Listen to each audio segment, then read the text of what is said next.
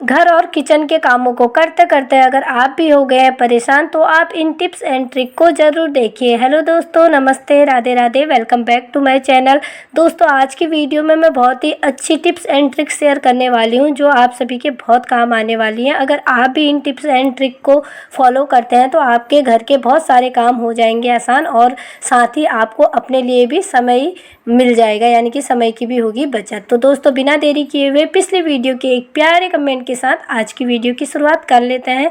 दोस्तों, कभी कभी क्या होता है ना, हमें घर से बाहर कहीं जाना होता है और हमें अपने घर की चाबी को भी ले जाना होता है, छोटी या बड़ी कोई भी चाबी को हमें कभी ले ही जाना पड़ता है। तो हम लोग क्या करते हैं, इस तरीके से चाबी को अपने पर्स या बैग में ऐसे ही डाल देते हैं और जब वापस आते हैं तो हमें चाबी ढूंढनी पड़ती है, यानी कि जब हमें चाबी निकालनी होती है ना, हमें चाबी मिलती ही नहीं है। चाबी निकालने के चक्कर में बैग से और कई सामान गिर जाता है। तो उसके लिए क्या कीजिए ना, एक ले लीजिए बड़ी वाली सेफ्टी पिन, और सेफ्टी पिन को चाबी के रिंग में इस तरीके से फंसा लीजिए और पर्स के ऊपर इस तरीके से, पर्स के अंदर ऊपर की तरफ इस तरीके से लगा लीजिए सेफ्टी पिन। अब इस तरीके से लगाने से क्या होगा ना, जब आप वापस घर आएंगे तो आपको चाबी ढूंढने की ज़रूरत नहीं पड़ेगी। आपको चाबी बैग में, पर्स में ऊपर से ही आसानी से दिख जाएगी। हमारे समय की भी बचत होगी और हमें कोई भी दिक्कत परेशानी भी नहीं होगी। तो दोस्तों, मैं उम्मीद करती हूँ कि ये टिप आपको पसंद ज़रूर आई होगी। अब बढ़ते हैं अपनी नेक्स्ट टिप की ओर।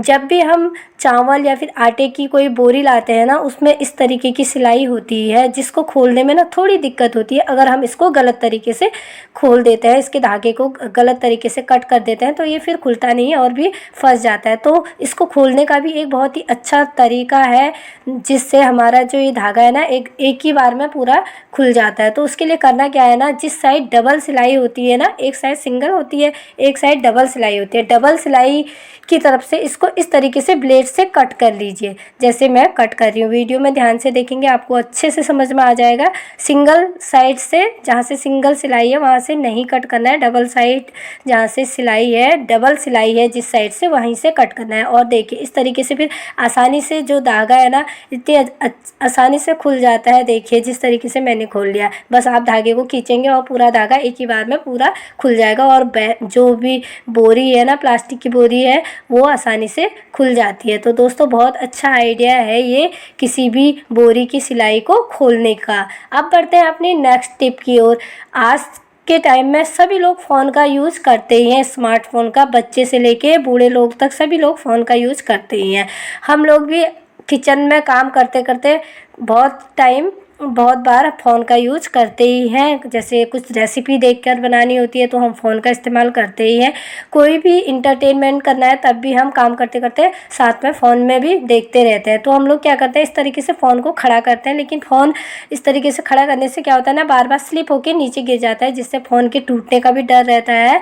तो उसके लिए क्या कीजिए ना दोस्तों, देख सकते हैं आप, मैंने एक रबर लगा लिया है। तो आप भी ना अपने स्मार्टफोन में एक रबर लगा लीजिए इस तरीके से, और उसके बाद इसको कहीं भी स्टैंड कर लीजिए किसी भी चीज़ के सहारे।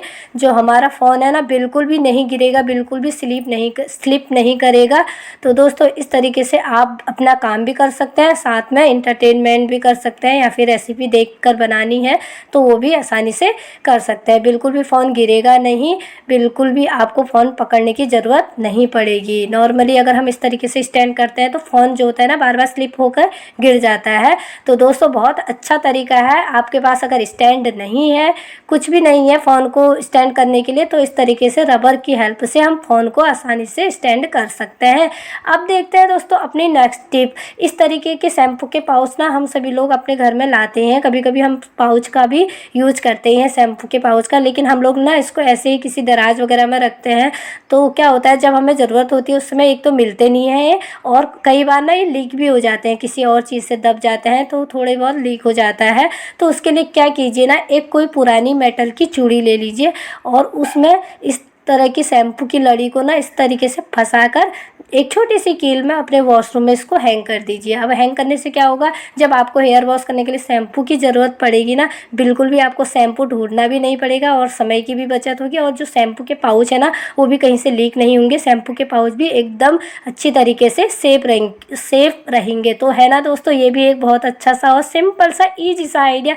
अब बढ़ते हैं अपनी नेक्स्ट टिप की ओर। इस समय में वैकेशन चल रहा है और हम लोग इस टाइम पे ना कहीं बाहर अक्सर ज़्यादा लोग इस टाइम पर जाते हैं क्योंकि बच्चों की स्कूल की छुट्टियां चल रही हैं।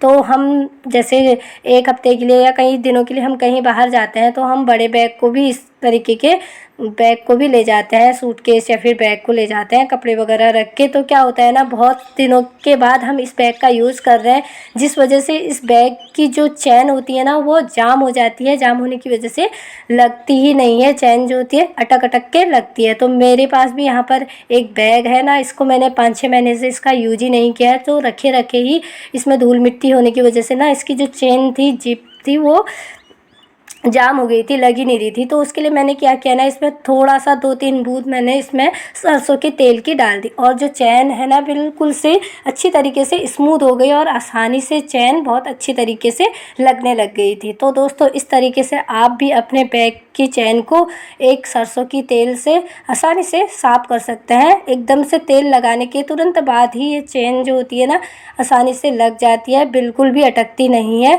देख सकते हैं आप, ये चैन ना बहुत टाइट हो गई थी। तो मैंने इसमें कोई भी चीज़ और चीज़ नहीं लगाई, बस सरसों का ऑयल लगाते रही और उसके बाद चैन को मैंने बंद किया तो आसानी से ये बंद हो गई और स्मूथ हो जाती है एकदम अच्छी तरीके से। चैन हमारी जो है ठीक हो जाती है। तो दोस्तों बहुत अच्छी टिप है ये। इस टाइम पर इस बड़े बैग का यूज़ हम सभी करते हैं। तो नॉर्मली हम ना इनको कम यूज़ करते हैं, रख देते हैं। जब कहीं दूर जाना होता है रिलेशन में कुछ दिनों के लिए, तभी हम इस टाइप के बैग का यूज़ करते हैं।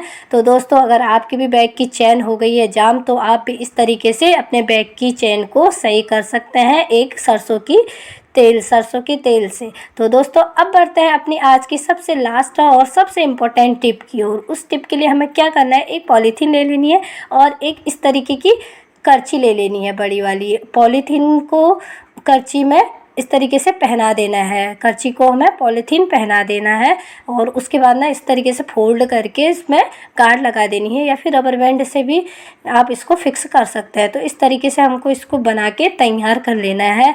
तो और उसके बाद में इसमें क्या करना है, कुछ बूंदे पानी की डाल लेना है, हल्का हल्का इसको गीला कर लेना है।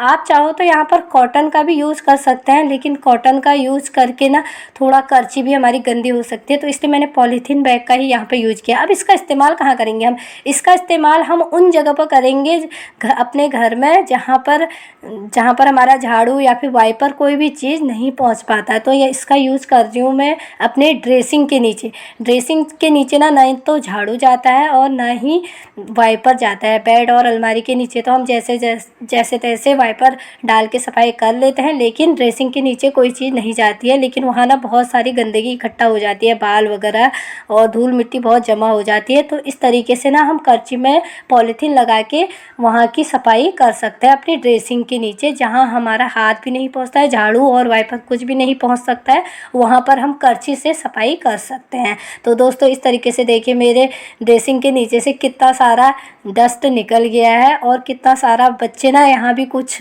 चीज़ें छुपा देते हैं, वो भी इस टाइम पे सारी निकल जा रही है। तो बहुत अच्छा आइडिया है ये अपने ड्रेसिंग टेबल के नीचे की सफाई करने का। नॉर्मली नहीं तो हमें ना ड्रेसिंग को उठाना पड़ता है, तो इस टाइप का ड्रेसिंग को उठाने का काम तो हम दिवाली के टाइम पर ही ऐसे अच्छे से सफाई करते हैं, लेकिन नॉर्मली हम यहाँ सफाई नहीं करते हैं क्योंकि यहाँ कोई चीज़ आसानी से जाती ही नहीं है। तो इस तरीके से ना हमें ड्रेसिंग को उठाने की भी ज़रूरत नहीं पड़ेगी और हमारे ड्रेसिंग के नीचे जितने भी धूल मिट्टी जमा होगी, जो भी सामान गया होगा वो आसानी से निकल जाएगा और ड्रेसिंग टेबल के नीचे भी अच्छे से सफाई हो जाएगी।